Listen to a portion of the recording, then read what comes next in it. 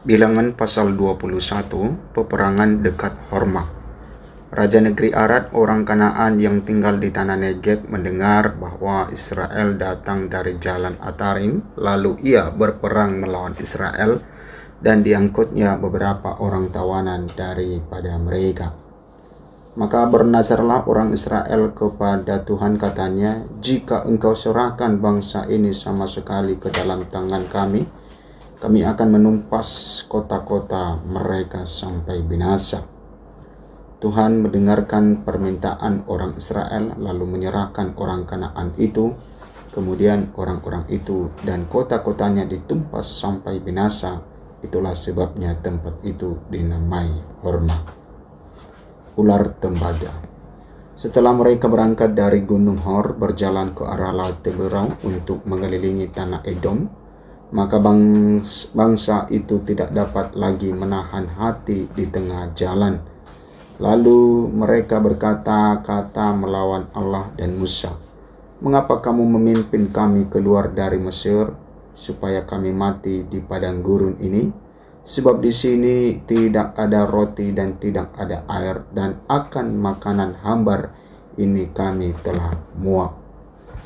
Lalu Tuhan menyuruh ular-ular tedung ke antara bangsa itu yang memagut mereka, sehingga banyak dari orang Israel yang mati.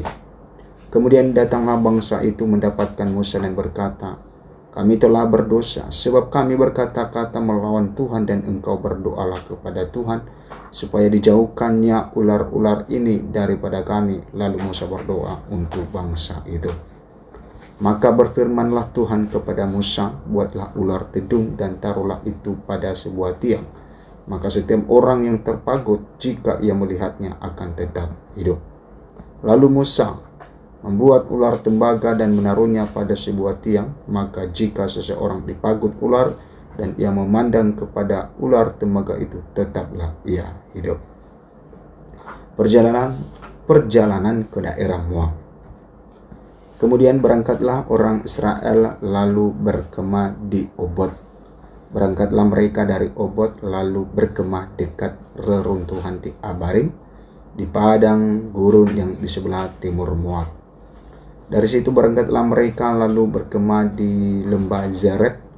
Dari situ berangkatlah mereka lalu berkemah di seberang sungai Arnon yang di padang gurun yang keluar dari daerah orang Amori, sebab sungai Arnon ialah batas Moab di antara orang Moab dan orang Amori. Itulah sebabnya dikatakan dalam kitab peperangan Tuhan, "Waheb di Sufa dan lembah-lembah ke sungai Arnon." Dan lereng lembah-lembah, lereng itu terbentang ke tempat di mana terletak kota Ar dan bersandar pada batas daerah Moab. Dari sana mereka ke Ber. Inilah sumur di mana Tuhan berfirman kepada Musa, "Kumpulkanlah bangsa itu, maka aku akan memberikan air kepada mereka." Pada waktu itu orang Israel menyanyikan nyanyian ini, "Berbual-buallah hai sumur, mari kita bernyanyi-nyanyi berbalas-balasan karena sumur yang digali oleh raja-raja, yang dikorek oleh kaum bangsawan di antara bangsa itu dengan tongkat-tongkat kerajaan, dengan tongkat-tongkat mereka, dan daripada gurun mereka ke Matana. Dari Matana ke Nahaliel, dari Nahaliel ke Bamot, dari Bamot ke lembah yang di daerah Moab, dekat puncak gunung Pisga yang menghadap padang belantara. Peperangan melawan Sihon Raja Hesibon. Kemudian orang Israel mengirim utusan kepada Sihon Raja orang Amori dengan pesan, "Izinkanlah kami melalui negerimu, kami tidak akan menyimpang masuk ke ladang-ladang dan kebun-kebun anggurmu.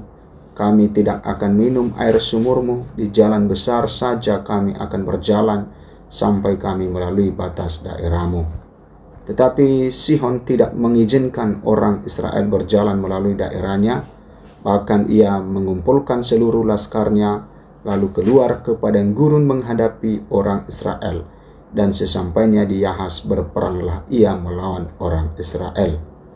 Tetapi orang Israel mengalahkan dia dengan mata pedang dan menduduki negerinya dari sungai Arnon sampai ke sungai Yabok, sampai kepada Bani Amon, sebab batas daerah Bani Amon itu kuat.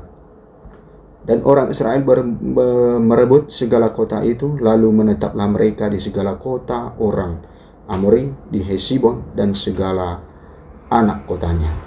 Sebab Hesibon ialah kota kediaman Sihon, raja orang Amori. Raja ini tadinya berperang melawan orang Moab yang lalu dan merebut dari tangannya seluruh negerinya sampai ke sungai Arnon.